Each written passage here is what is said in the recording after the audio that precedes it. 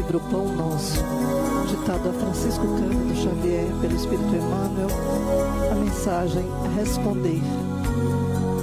A vossa palavra seja sempre agradável, temperada com sal, para que saibais como responder a cada um. Paulo, em Colossenses, de 4 a 6. O ato de responder proveitosamente a inteligências heterogêneas exige qualidades superiores que o homem deve esforçar-se por adquirir. Nem todos os argumentos podem ser endereçados indistintamente à coletividade dos companheiros que lutam entre si nas tarefas evolutivas e redentoras. Necessário redarguir com acerto a cada um. Ao que lida no campo, não devemos retrucar mencionando espetáculos da cidade. Ao que comenta dificuldades ásperas do caminho individualista, não se replicará com informações científicas de alta envergadura. Primeiramente, é imprescindível não desagradar a quem ouve, temperando a atitude verbal com legítima compreensão dos problemas da vida, constituindo-nos um dever contribuir para que os desviados da simplicidade e da utilidade se me ajustem. Toda resposta em assunto importante é remédio. É indispensável saber dosá-lo com vista aos efeitos. Cada criatura tolerará, com benefício, determinada dinamização. As próprias soluções da verdade e do amor não devem ser administradas sem esse critério. Aplicada em porções inadequadas, a verdade poderá destruir tanto quanto o amor costuma perder. Ainda que sejas interpelado pelo maior malfeitor do mundo, deves guardar uma atitude agradável e digna para informar ou esclarecer. Saber responder é virtude do quadro da sabedoria celestial. Em favor de ti mesmo, não ouvides o melhor modo de atender a cada um.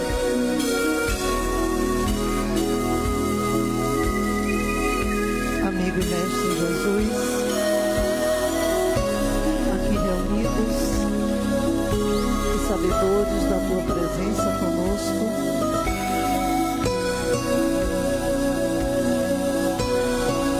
queremos pedir,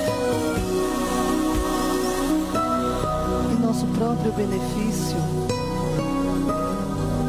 para que possamos atingir os propósitos a que fomos destinados, de crescimento, de evolução. Ainda que a dificuldade nos alcance, que sejamos motivados pela fé, pelo teu amor, pelo teu exemplo, para construir em nós um mundo de bondade, de realizações, de harmonia. Mentes e corações abertos para receber a tua mensagem, que nos chegará nesta noite através do companheiro Oscar Bocão. A ele a tua inspiração e sabedoria, para que nos chegue o recado necessário, o lenitivo, a mensagem de superação e força. Guarda-nos, Jesus, sob a tua proteção, hoje e sempre.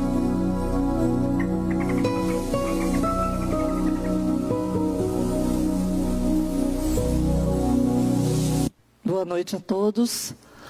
Hoje nós temos a alegria de ter Oscar conosco. É um companheiro de longos tempos, ainda de quando essa casa não existia fisicamente, e fazíamos parte de um grupo que distribuíamos alimentos e cobertores pela rua. E esse laço se fortaleceu ali e é muito prazeroso, muita felicidade ter você com a gente, Oscar.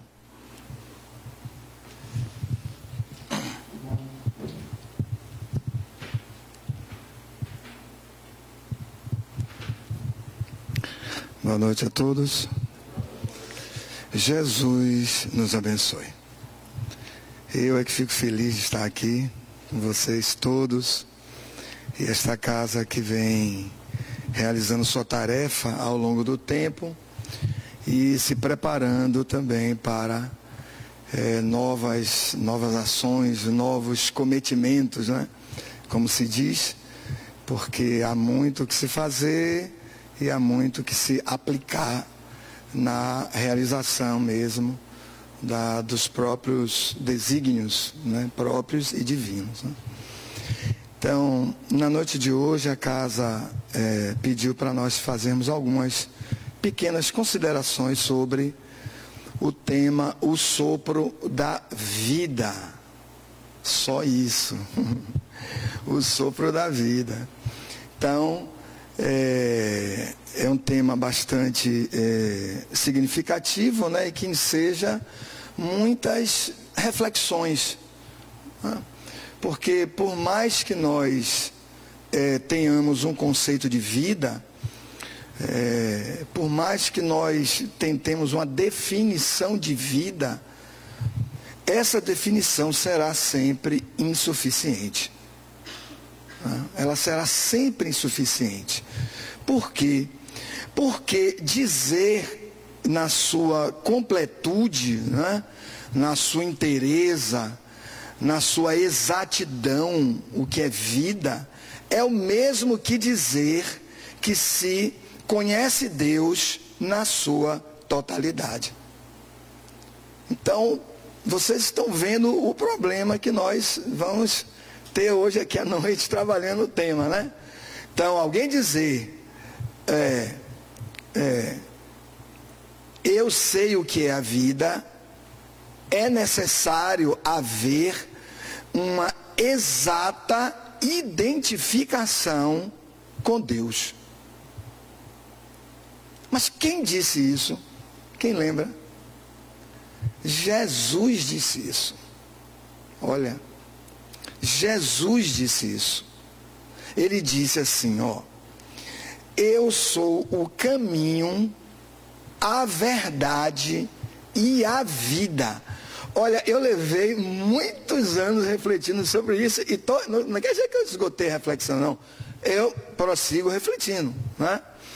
Então notem que nós precisamos, nessa a tarefa da noite de hoje, precisamos refletir sobre Jesus. Porque o sopro da vida, que é o nosso tema, nós precisamos fazer uma reflexão sobre aquele que se intitulou vida. Não é pouca coisa, né? Isso não é pouca, isso é muita coisa. Então, amar Jesus, né? Notem que em algumas passagens ele diz assim: se me amais, né? Lembram disso? Se me amais, fareis isto. Se me amais, fazer. Mas amar Jesus também é examinar Jesus. Também significa estudar Jesus. Significa ingressar no psiquismo dele, para poder, dentro do psiquismo dele, nós nos beneficiarmos do que ele nos concede. Então hoje, gente, vocês estão se preparando aí, porque o tema vem naquilo que é macro, né? Naquilo que é a totalidade no universo. No livro Gênesis 2, 7, nós vamos encontrar a seguinte expressão: e Deus tomou do pó da terra e fez o homem e assoprou as suas narinas, e então passou a ter alma vivente. Alma que vive, alma vivente. Então notem que já lá, de há muito, né?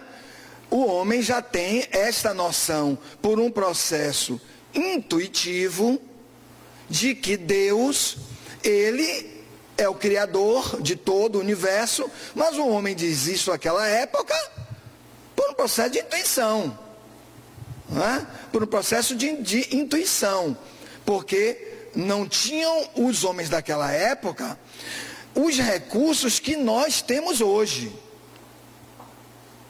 Não é? Os recursos que nós temos hoje são os recursos do pensamento lógico, não é? Do pensamento já maduro, por assim dizer, o pensamento que já se desenvolveu a ponto de excluir aquilo que não é real. E é assim que nós vamos como que um pouco tirando o que é ilusório, nós vamos percebendo e compreendendo o que é a verdade. Notem que é um outro processo, né? É um outro momento desse desenvolvimento do homem, né? Do homem aí e do espírito, já que nós estamos indo e vindo nas várias reencarnações.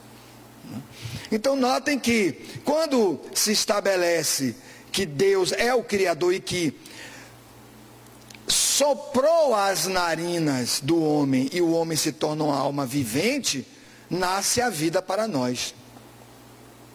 Né? Ali nasce a vida para nós. Então nós vamos começando dentro desta orientação, né, do pensamento deísta, né, do pensamento daqueles que creem em Deus e sabem, né, sabem Deus. Porque não é só uma questão de crer no sentido de desenvolver um raciocínio intelectual, mas você sabe Deus. Nós vamos nesse desenvolvimento e vamos percebendo então que há necessidade, e aí por todas as questões filosóficas, pelas questões mesmo do desenvolvimento das ciências, né, do pensamento científico, é necessário nós combatermos isso, porque Kardec diz o seguinte: bom, o homem, você não é obrigado a provar que Deus existe. Aquele que entende que Deus não existe, deve provar que ele não existe. É o contrário, você tem que provar que ele não existe, porque não há efeito sem causa. Então ele toma de um próprio princípio da ciência para impor à ciência o ônus de provar que Deus não existe. Entenderam isso? Eu não sei se está ficando claro, né? Então, lá nós vamos encontrar nas questões 4 a 9 do livro dos Espíritos, provas da existência de Deus. E os Espíritos abrem respondendo a esta pergunta de Kardec assim: olha, na ciência que você tem aí, a ciência diz o seguinte: não há um efeito sem uma causa. Se o universo existe, e esse universo não foi o homem que criou, pelo menos não conheço nenhum homem na história que tenha dito: eu criei o universo. Esse homem não existe. Então, se não foi o homem quem criou, algo criou. E este algo nós denominamos Deus.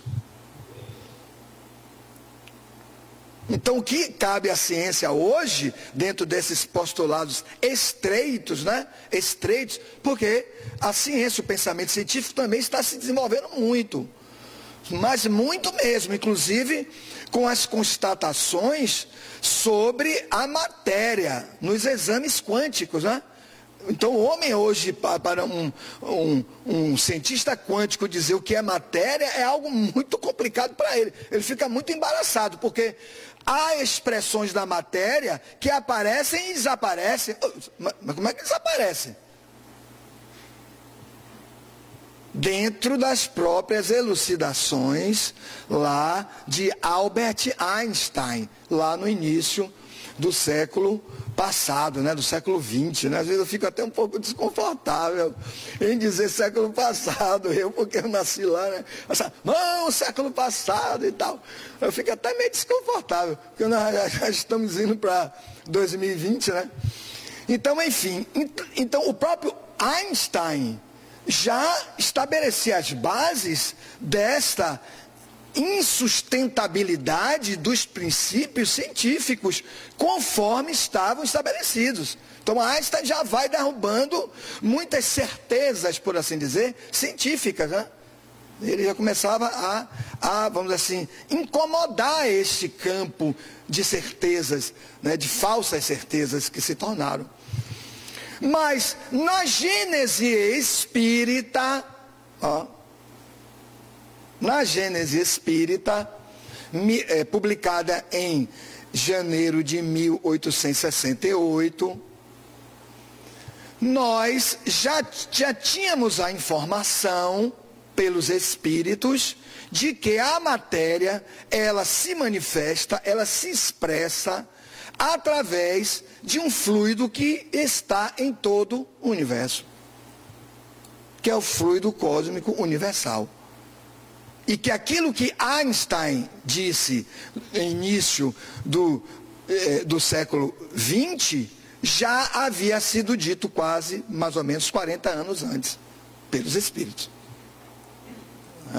Então, no capítulo 14 da Gênese Espírita, que é um capítulo belíssimo, muito especial, todos deveríamos ler e estudar esse capítulo, que ele fala sobre os fluidos, nós vamos ver toda esta constituição do universo.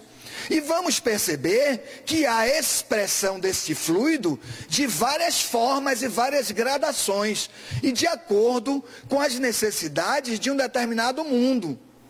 O nosso mundo, por exemplo, tem uma expressão energética, vamos atualizar fluidos para energia, uma expressão energética compatível com a necessidade dos espíritos que vão atuar neste nível vibratório, que é o nosso caso. Nós precisamos de corpos muito densos, corpos que têm muitas necessidades, para, com essas necessidades, nós também desenvolvermos as buscas. E em desenvolvendo as buscas, nós atualizarmos as nossas forças. Porque a inteligência vai se atualizando à medida que as necessidades vão surgindo. Os sentimentos, eles vão também por assim dizer, se aprimorando. A vontade vai se tornando mais robusta para podermos fazer os empreendimentos de todas as áreas, em todas as conquistas, né? Onde não há vontade, não há nada, não se faz nada. Se tem uma bela inteligência, se manifesta de uma forma muito condoída pela dor de alguém, mas não faz nada, porque não há vontade para fazer. Então, dentro dessa estrutura, nós vamos percebendo que Deus vem sendo revelado. É bem assim a expressão. Deus vem sendo revelado dentro de um projeto próprio, específico, para a humanidade ligada a este planeta, a este orbe, né? Então nós tivemos lá todas essas revelações anteriores, e hoje, claro, somadas também as revelações da filosofia, as revelações das ciências de um modo geral, né? O próprio Kardec chega a ponto de dizer que um cientista é um revelador, e é um revelador. Mas ele é um revelador também, porque ele vai apresentando leis que regem a matéria e que, de certo modo, regem a vida, ou viver. Regem a vida ou viver. Né? Então, notem que quando o Espiritismo vai surgir, o Espiritismo vai surgir exatamente para revelar mais do que aquilo que já vinha sendo revelado. E aí já num campo da razão. Mas um campo de uma razão preparando o quê? a base para os voos da intuição. Os voos da intuição. Né? Então, é à medida que o homem vai se aprimorando nas suas forças, nas suas faculdades. Kardec, na questão 10, pergunta aos espíritos se pode o homem conhecer a intimidade de Deus. Os espíritos respondem não. Falta ao homem o sentido para este conhecimento da intimidade. Quer dizer, neste momento, nesta etapa evolutiva, nesse instante que nós nos encontramos. Mas, um pouco à frente, sim, teremos este sentido manifestado, desenvolvido. Então, os processos dessa compreensão de Deus, desse entendimento de Deus e dessa vivência em Deus. Porque notem como nós articulamos de uma forma diferente. Desta vivência em Deus, já serão outros. Aqueles que conseguiram fazer isto, né, perceber, sentir a divindade, eles deram saltos muito significativos nesta relação com Deus.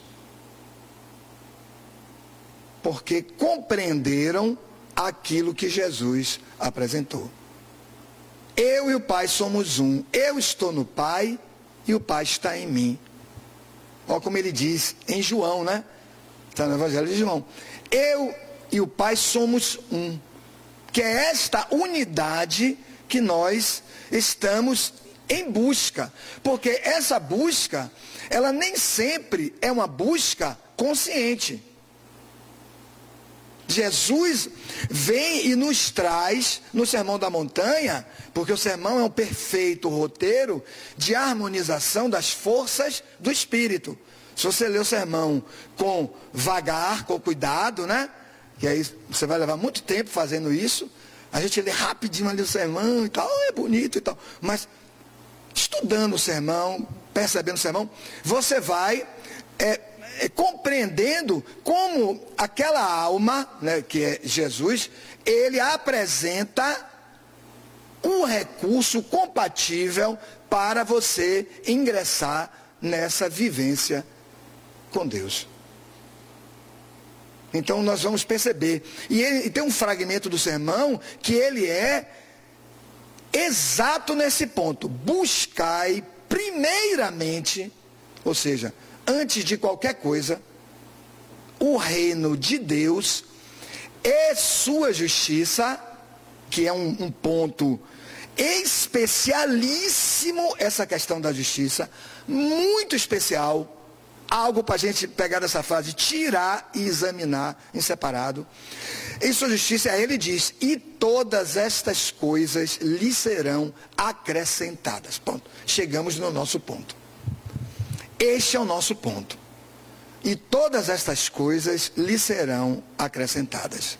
Então notem como ele propõe a busca. Porque Deus é como se nós fôssemos realizando este processo de busca, né? E uma busca cada vez mais direta, uma busca cada vez mais reta, né? Quando nós vamos tendo as vivências das encarnações, nós vamos como que nos cansando um pouco das mesmices da vida material, dos atendimentos ao campo sensório, das conquistas mais, enfim, ligado ao campo mais da personalidade, coisas desse tipo. E vamos dentro dessas etapas, e hoje nós temos marcadamente isso na humanidade, não por uma busca, assim, talvez exatamente consciente, mas pela não busca, e que nós precisamos tê-la, vemos os nossos processos depressivos, né? Temos os nossos processos depressivos. Eles vão ocorrer aí do ponto de vista do campo moral, né? Do campo espiritual. Eles vão ocorrer em razão de não estabelecermos a busca, como está proposto no sermão.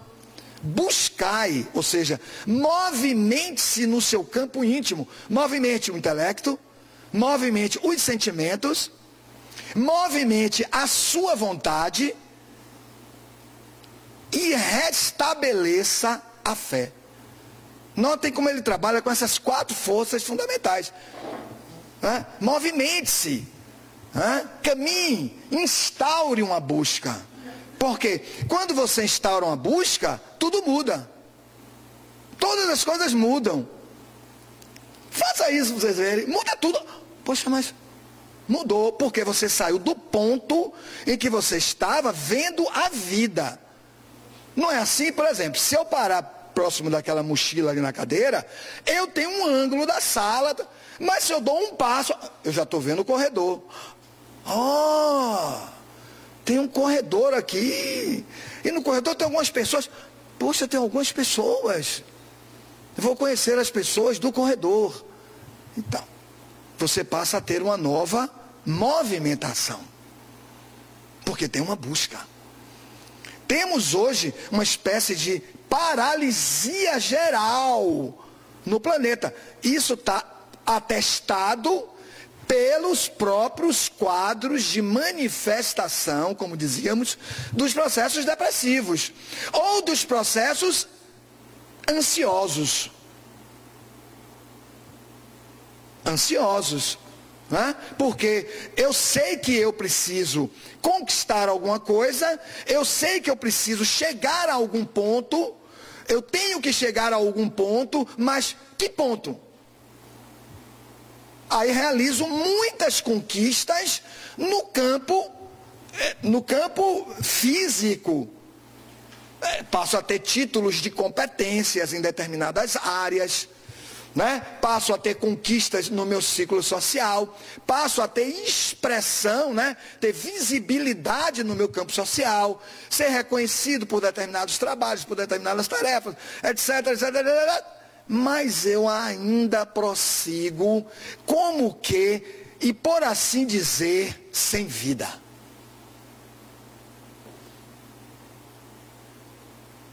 É como se a vida nos escapasse. Notem que até agora nós não temos o conceito de vida, porque vida é movimento, vida é... O que é vida? Falta o sentido. Mas nós já temos o guia. Nós temos o guia. Kardec, em determinado momento, pergunta assim, depois que os espíritos explanam sobre toda essa movimentação evolutiva, né? Já que o espiritismo vem trazer, de uma forma muito especial, a dinâmica do mundo espiritual, que não havia no contexto das revelações. O máximo que você podia encontrar ali em Jesus é a parábola do mal rico. E então havia um homem chamado Lázaro, e que este homem comia das migalhas de um rico, da mesa de um rico, morre Lázaro, morre o rico. Ambos vão para o mundo espiritual. Chegando no mundo espiritual, o homem rico percebe, mas ele está numa condição muito melhor que a minha. Aí tem aquele diálogo, né, que nós conhecemos, não vamos aqui ingressar na parábola, mas é o que você tem da dinâmica do mundo espiritual. Mas no espiritismo, toda uma vasta movimentação, onde a reencarnação aparece sob uma nova perspectiva, porque todos já falavam de reencarnação, muito antes de Jesus inclusive, mas sob essa perspectiva,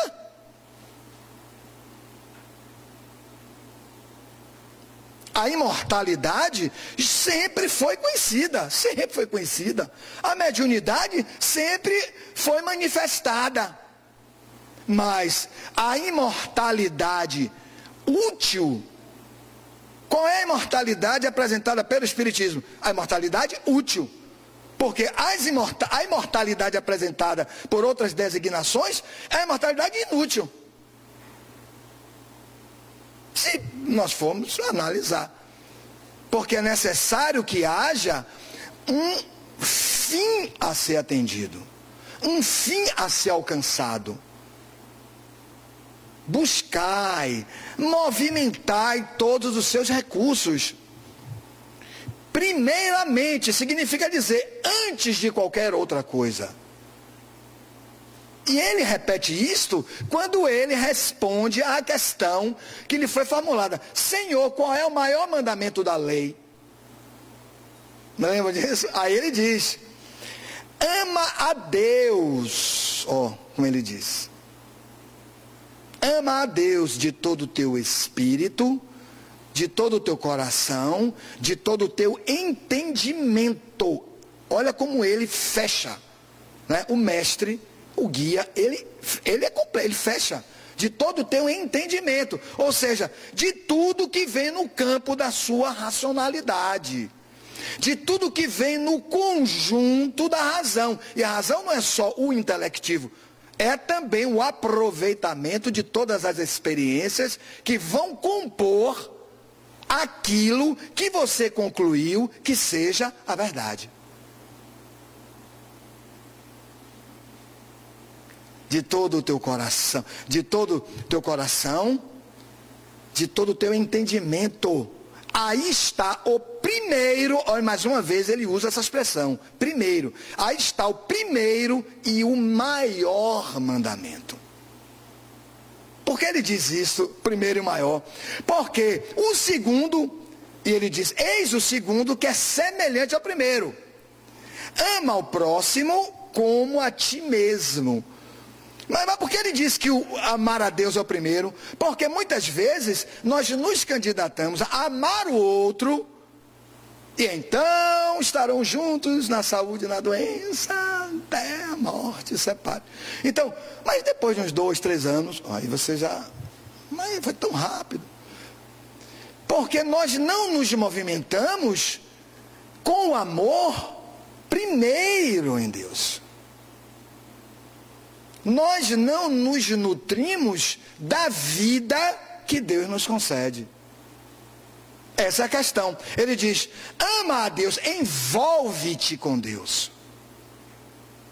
Inclua Deus em sua vida emocional. Inclua Deus no seu campo mental. Vá incluindo. Amar é uma ação de incluir. Quando dizemos, ama alguém, vai incluindo. Vai incluindo, vai incluindo. Porque somente assim nos sentiremos vivos. Só assim nos sentiremos vivos. Aí Jesus aparece para dizer exatamente isso. Para dizer exatamente isso. Então, vivemos as depressões, porque não temos para onde ir, ou vivemos as ansiedades, porque sabemos intuitivamente que devemos chegar a isto, a Deus, mas não nos movimentamos corretamente para chegar. Então, é aquela ansiedade, aquela coisa, e conquistei isso, e pronto, e não serve, e conquistei, também não serve. Porque nós estamos simplesmente fora da vida. Fora da vida. Recebemos o sopro da vida, está em nós, mas é necessário que nós desenvolvamos a vida. Nas questões 68 a 70 do Livro dos Espíritos, nós vamos encontrar uma expressão muito interessante, onde Kardec começa a questionar sobre vida e morte, né? Depois vocês leem com calma, fazem estudos dessas questões, são poucas, 68, 69 e 70, são 3 questões, mas onde Kardec e ali os Espíritos vão falar sobre a vida física, que é este agregado energético que estrutura tanto o corpo físico, porque esse fluido, ele também tem a sua expressão tangível, que é o corpo físico, mas os fluidos vitais, que são os fluidos que vão dar movimento a esse corpo. Então vocês, dever de casa, viu? Dever de casa. Não deixem de estudar. Da 68 a 70. Para vocês ficarem bem nessa questão de vida. Mas ele está falando ali da vida física. Né? Então, para a encarnação, eles vão dizer, o espírito vai receber o fluido vital, vai se estruturar, vai formar um determinado conjunto, né? Que vai, por assim dizer, ter uma interação entre ele, né? A vontade do espírito, a necessidade da reencarnação, o planejamento, a cota de fluido vital que vai formar um corpo específico chamado de duplo etérico, que este corpo vai animar as células corporais. Aí nós praticamos todos aqueles excessos, e aí gastamos fluido, e aí nos desgastamos, e aquelas coisas todas que quando chegamos às vezes numa idade um pouquinho maior, estamos bem debilitados, porque não soubemos conduzir esse patrimônio. Né? Até com preocupações. Porque há preocupações onde nós gastamos muita energia com elas. Mas se estivéssemos evangelizados, não gastaríamos. Esse é o problema. Né? Se estivéssemos evangelizados, não gastaríamos. Lembram no sermão? Não é o corpo mais importante que a roupa?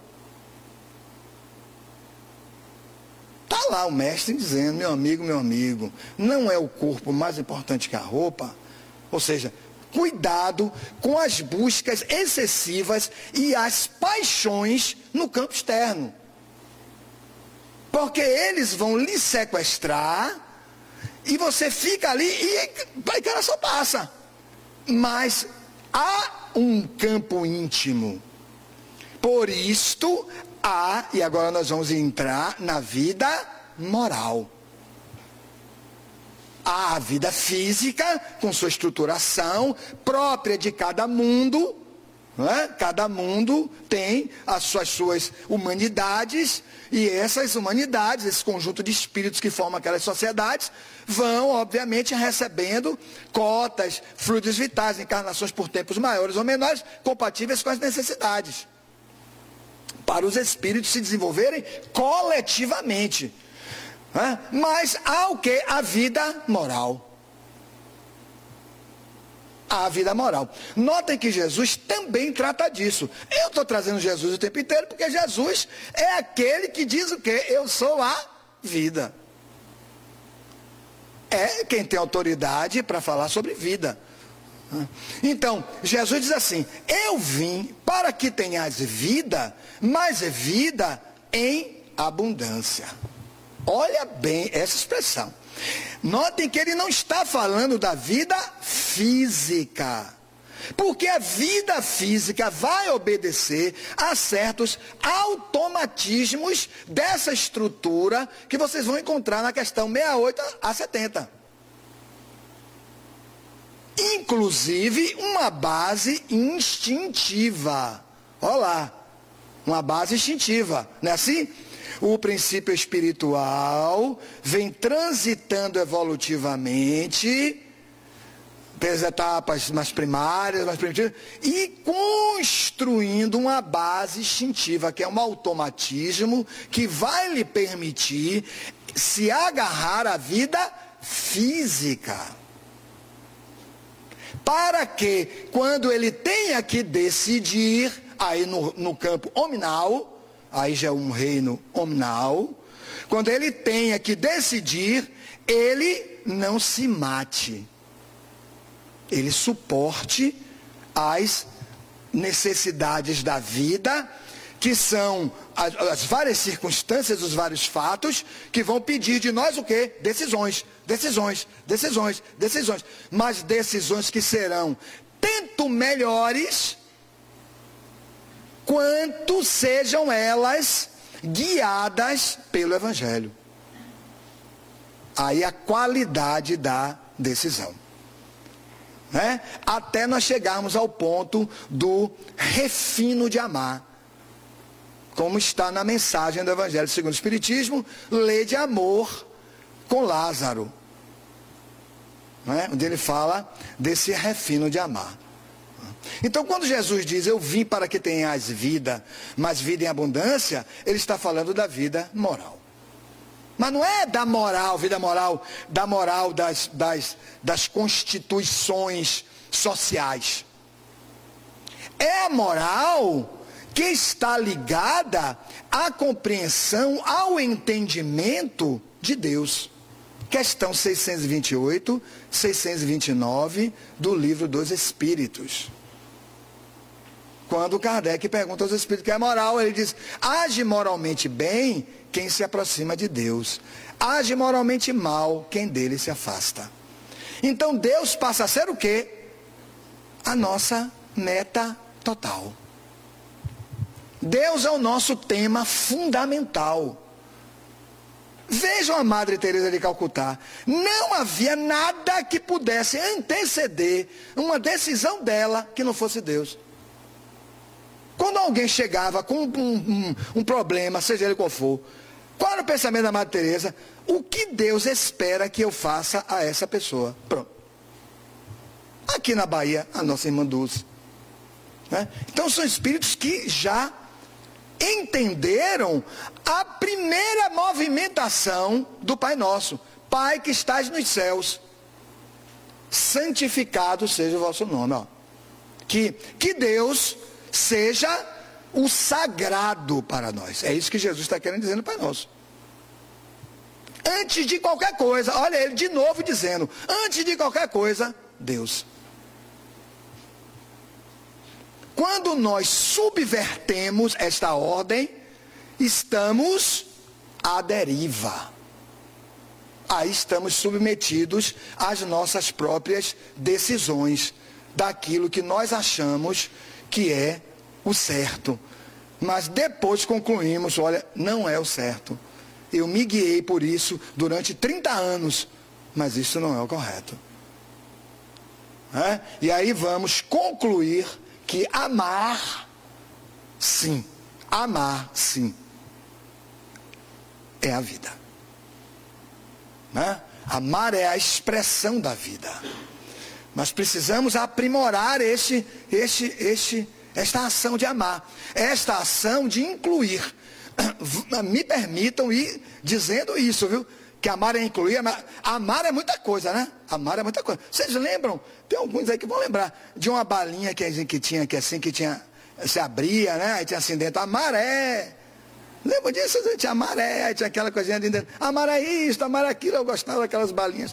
Amar é. Porque você via várias formas da expressão do amor, né? É uma coisa interessante, né? Então é uma coisa muito interessante. Então você vai percebendo que amar é muita coisa. Basta analisar a própria vida do Cristo. Quer ver? Notem isto. Basta observar a própria vida do Cristo. Como ele planejou a vida física dele aqui. Aí nós vamos perceber o seguinte, que em cada passagem que ele planejou com muito esmero, por que com muito esmero? Porque foi planejado com amor. Se você planeja algo com amor, aquilo vai sair da melhor forma que era possível você fazer. Porque foi feito com amor. Veja uma comidinha, né, que é feita com amor, é outra coisa, né? A gente vai em alguns restaurantes, aquela comida toda feita para 500 pessoas e tal. Mas isso não impede também que a pessoa possa fazer com amor para 500, né? Mas enfim, então nós vamos perceber na caminhada dele o que? Quando ele foi traído, como o amor se expressou ali. Quando ele foi denunciado, como o amor se expressou ali. Olha que coisa interessante. Quando ele realizava as curas, como o amor se expressou na cura. Quando ele foi para o templo e expulsou os vendilhões, como o amor se expressou ali. Entendeu? Então, cada passagenzinha, isso aí vai ficar também como dever de casa, viu? Todas as vezes que nós estudarmos uma passagem do Evangelho, pensemos assim, onde está o amor aí? Porque o amor, ele se manifesta de muitas formas. O amor é uma imensidade. O amor é imensidade. Não tem como você dizer o que é o amor. Como não tem como você dizer o que é a vida. Não tem como você dizer o que é a vida. Então, quando ele diz, vim para que tenhas vida, mas vida em abundância, ele não estava falando da vida física. Eu voltei a esses pontos, essas passagens rapidamente da vida de Jesus, para nós vermos que ele está falando da vida moral. Ele foi orar, e aí tinham 2 discípulos que estavam supostamente acompanhando-o. Aí ele vai orar, quando ele volta depois de 1 hora, ele vê os caras dormindo, né? Ele diz assim, acordem aí, mas não velaste comigo nem 1 hora? Senhor e tal. Aí ele voltou para orar. Aí depois, quando ele volta mais uma vez, os indivíduos estão como? Dormindo. Ele diz, mas rapaz, vocês estão dormindo de novo? Aí ele diz o quê? Em verdade vos digo, orai e vigiai, olha, para que não entreis em tentação, porque o espírito está pronto, isso vai servir para a gente agora, o espírito está pronto, mas a carne é fraca. Significa dizer, a carne, o ápice da base da carne são os instintos. São os instintos. Eles têm que manter a carne viva, corpo vivo. Toda a estrutura, todos os sistemas, por dentro de sistemas que formam a estrutura orgânica, são bilhões de preparação para chegarmos a esse ponto, e vão haver outros aprimoramentos ainda, mas até esse ponto que já chegamos, né? Chegamos a muitas especializações dos órgãos, mas os instintos, eles não têm como ir para além da carne. A carne é fraca nesse sentido, de não poder fazer o desenvolvimento moral. O desenvolvimento moral vai surgir quando o Espírito se derramar sobre a carne. Nos atos, no olhar, na manifestação, nas observações, pelos sentimentos, pela conduta, pelas exposições, pelos sacrifícios, pelas renúncias, pelos auxílios, pelos investimentos. Vocês estão com tempo, né? Para a gente ir até amanhã falar. Porque é a manifestação do Espírito. É a manifestação do Espírito. É isso que ele quer dizer. E então no livro 3 do livro dos Espíritos, os Espíritos vêm trazer todo um capítulo onde eles pormenorizam a lei. Olha que coisa. As leis morais que regem a vida estão detalhadas, pormenorizadas, examinadas, para que a razão valide. Mas eu estou examinando aqui a lei de conservação. Mas é isso mesmo. Aos movimentos tais e tais e tais, para que isso aconteça. Eu estou examinando aqui a lei de reprodução, para que, mas isso tudo tem a ver com uma expressão corporal. Há uma expressão, uma manifestação hormonal compatível com este princípio que estabelece a movimentação do espírito neste campo de evolução. Então eu validei. Porque até então a razão não estava validando aquilo que estava sendo revelado. O que tínhamos revelado não estava validado.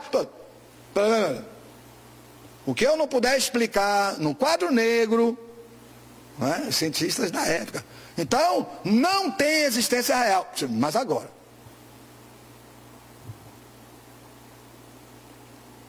E agora?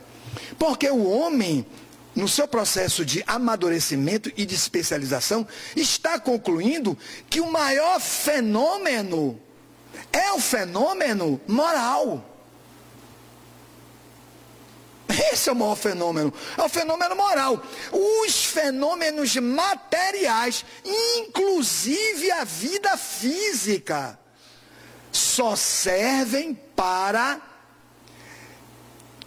ratificar o fenômeno moral. cuja expressão maior é Deus. É para onde vamos, é para onde rumamos, é para onde vamos mesmo, como dissemos, o quê? Inconscientemente. Mesmo inconscientemente. Lembram? Quando todos os recursos materiais não tiver como resolver o seu problema, você dirá, meu Deus. Aí o cara volta para outro e diz, mas você é materialista, meu amigo. Como é que você diz meu Deus? Mas quem disse meu Deus? O Espírito dele disse meu Deus. Entenderam isso? Porque é o Espírito que sabe do provimento divino. Você não ensina isso. Os Espíritos até perguntam a Kardec. A ideia de Deus é aprendida, ela é ensinada, ela é fruto da educação? Os Espíritos respondem, meu amigo, se fosse fruto da educação, como os selvagens teriam a certeza de Deus? Eles não têm como ter a certeza, eles não foram ensinados, mas eles sabem. Porque é uma manifestação do campo de profundidade. Que hoje encontra o quê? Os recursos das ciências e o recurso do espiritismo para validar no campo da racionalidade. Então, quando o espiritismo traz as leis morais, ele permite que o homem compreenda. Aí vem um ponto, se vocês esquecerem tudo de hoje, não esqueçam isso. Permite que o homem compreenda uma expressão do Pai Nosso, onde Jesus diz assim, Pai, seja feita a tua vontade. Compreender as leis morais da vida é, por assim dizer, compreender a vontade de Deus. Olha, Deus quer, pela lei de sociedade, que isto ocorra assim. Mas quem disse isso antes? Jesus disse isso antes. Deixai o joio crescer em meio ao trigo. O joio não é nada. O trigo é alimento. Mas, meu amigo, como é que você pode deixar o que é alimento misturado com o que não é alimento? Aí ele diz, não, deixe que eles cresçam juntos. Lá na frente, vamos ceifar o que é joio e o que é trigo. Mas da interação, da convivência, que tiramos o aprendizado daqueles que já são alimento. O aprendizado daqueles que já são alimento. Por isto é que não temos um conceito de vida, mas temos um conceito de viver. Olha bem, de vida, eu tenho que entrar na intimidade de Deus. Sair, se tem alguém aí, levante a mão. Mas, de viver, certa ocasião, eu tinha vindo de uma palestra há muitos anos. E aí, eu liguei a TV, depois da palestra, aí estava passando o finalzinho de uma entrevista com Cora Coralina. Aquela doceira e a poetisa. Aí, a entrevista com Cora, eu disse, puxa, Cora, aí sentei assim e tal. Fiquei assistindo a entrevista. Aí no finalzinho, eu peguei no finalzinho dessa entrevista, aí o cara fez assim, mas eu peguei a parte boa, né? Ele perguntou assim, Cora, para a gente encerrar essa entrevista, eu vou lhe fazer a seguinte pergunta. O que é viver? Olha, aí ela falou assim, a maturidade de um espírito, já com muita, né? Com muita doçura, né? Ela fazia doces com muita doçura. Ela disse assim, meu amigo, viver é recriar a vida. É muito especial isso. Viver é recriar a vida. Porque as narinas receberam o sopro divino. Mas tudo não se esgotou aí. Tanto sim que o Espiritismo vem apresentar o quê? A evolução. O progresso é individual, a evolução é geral. Ele vem apresentar a evolução. Porque cabe ao homem fazer isto. desenvolver os próprios recursos a partir do que recebeu.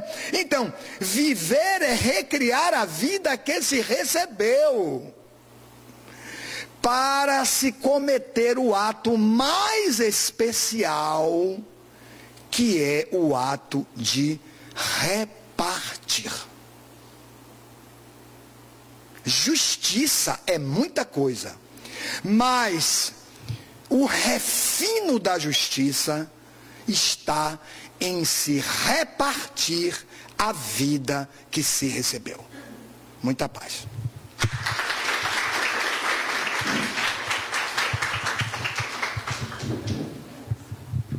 Muito obrigada, Oscar.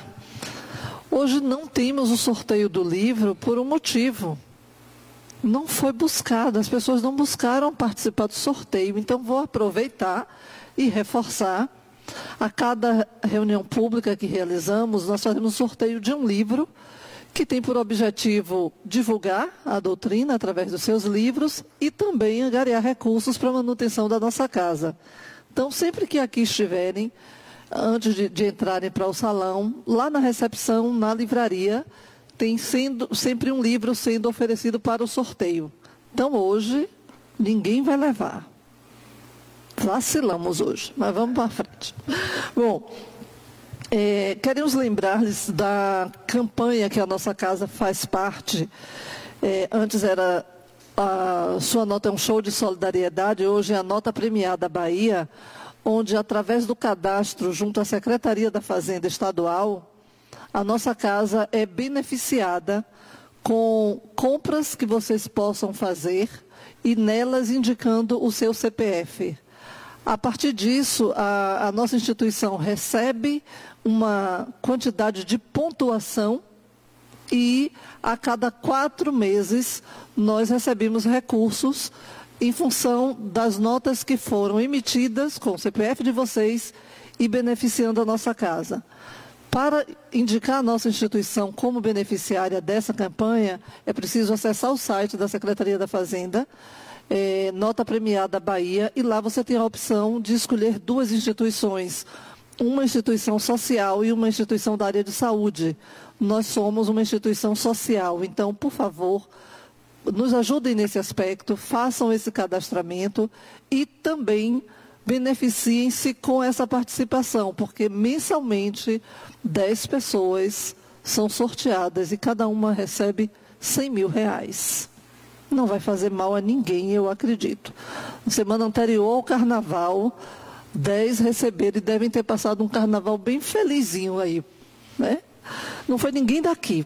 Estou vendo todo mundo aqui de volta, então eu acho que esses ainda estão aí fazendo carnaval, acho que não foi ninguém daqui. O curso básico de Espiritismo, equivalente ao ciclo 1 da ULI, já está em andamento e as inscrições ainda podem ser feitas. Os que têm o interesse de participar, está ali o nosso banner, podem fazê-lo até o dia 16 de março. É possível ingressar até a 4ª aula do curso básico de Espiritismo e esta data limite é o dia 16 de março. Então, estão abertas ainda as participações aos interessados. Nós queremos divulgar o nosso trabalho de promoção social Badu, realizado pela nossa instituição, atendendo a partir deste ano a 170 famílias. Vejam que se não é uma coisa de gente que não tem juízo. Nós atendíamos com dificuldade, nos 2 últimos anos, a 140 famílias. E aí agora a gente vai passar a atender a 170. Fazemos isso confiando na vida, no sopro da vida, e em vocês também, viu? Não se enganem, confiamos muito em vocês também nesse papel de nos ajudar. Mas a demanda que tivemos de pessoas no cadastramento que foi realizado em fevereiro, nos conduziu para isso, para aumentar o número de famílias a serem atendidas. São 170 novas famílias que vão ficar conosco por 2 anos, recebendo uma cesta básica no 3º domingo de cada mês, participando de palestras psicoeducativas, participando de oficinas profissionalizantes, porque dando peixe no primeiro momento, mas ensinando a pescar também.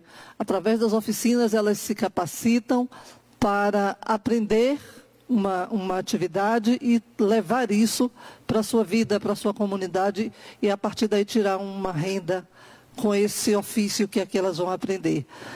Para compor as cestas básicas, nós precisamos muito da ajuda de vocês. Lá fora tem o display e tem a indicação dos itens que compõem essa cesta. O que tiver em vermelho é o desespero à nossa porta. Então, vejam lá o que é que está em vermelho, é o que mais precisamos. No dia 17, elas vão estar aqui conosco, esse novo grupo, para receber as cestas. Nos ajudem nessa campanha. E no dia 9, no próximo sábado agora, às 20 horas, nós vamos ter a segunda edição de Diálogos Espirituais, que são encontros que nós vamos realizar ao longo do ano com a Adenauer Novaes, que vai estar conosco um sábado no mês, neste mês agora, no dia 9, respondendo a perguntas sobre os livros por ele escritos. Neste mês o livro vai ser Amor Sempre. As perguntas foram elaboradas por um grupo de pessoas aqui da nossa instituição, diretores, trabalhadores, que estudaram os livros, elaboraram perguntas e a Adenauer se disponibiliza a responder a estas perguntas. Então, Amor Sempre é o livro foco, no dia 9 de março, 20 horas. É um evento aberto, é gratuito, venham, convidem pessoas, porque ouvir a Adenauer é sempre muito bom. Vamos à nossa prece de encerramento, ao passo coletivo e, em seguida, o passo individual.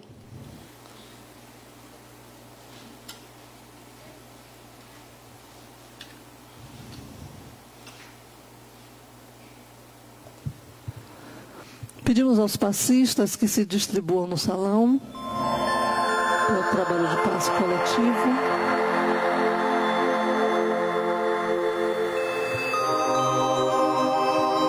E envolvidos na energia de refazimento que nos acolhe,